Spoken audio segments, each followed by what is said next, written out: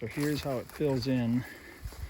And what's cool on this thing is we've got baby elm seeds coming, and it's pretty firm, even though you can tell it's just straight up marsh on the outside. This is a dry year, I will say that.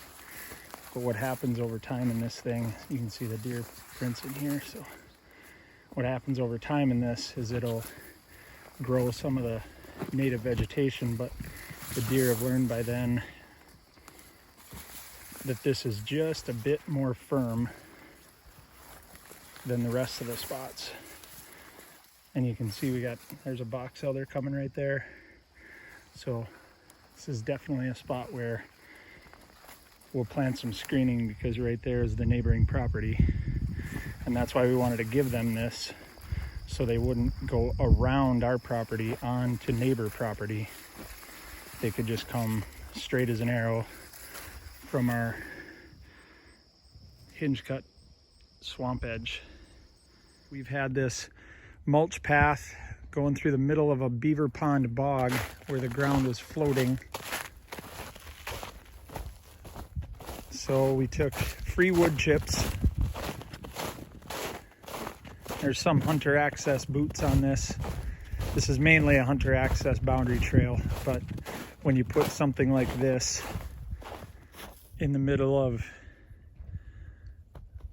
frozen swamp, in the middle of a beaver pond that's so secure, this is just one of those areas that deer are gonna definitely come to. But you can see with the ground not being frozen yet underneath, and the flex, let's see if I can get some of that.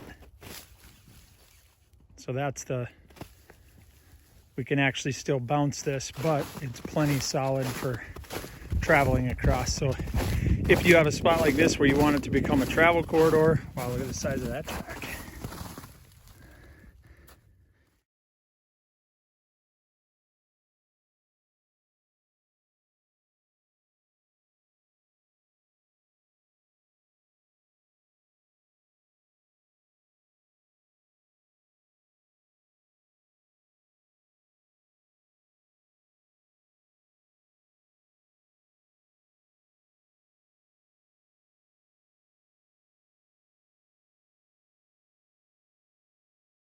You have something like this where you want it to become a travel corridor, it's definitely easy to get them coming across and exiting so you can hunt the pinch.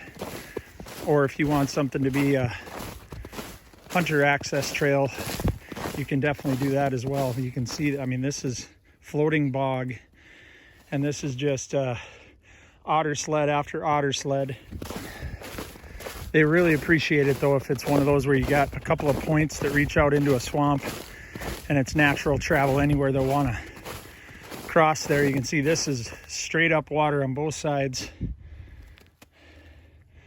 And since it's all just pooled here, this water doesn't move anywhere. You know, you can see there that we are in basically the low spot. So we don't have to worry about watershed. It's just a beaver pond that fills up. We don't have to worry about any watershed issues, putting in culverts or doing permits or anything like that. And then you can see here that some of them head up and go right along the inside of that wood edge. And then some of them just head up and go with our mulcher trail. So something you can do, free material.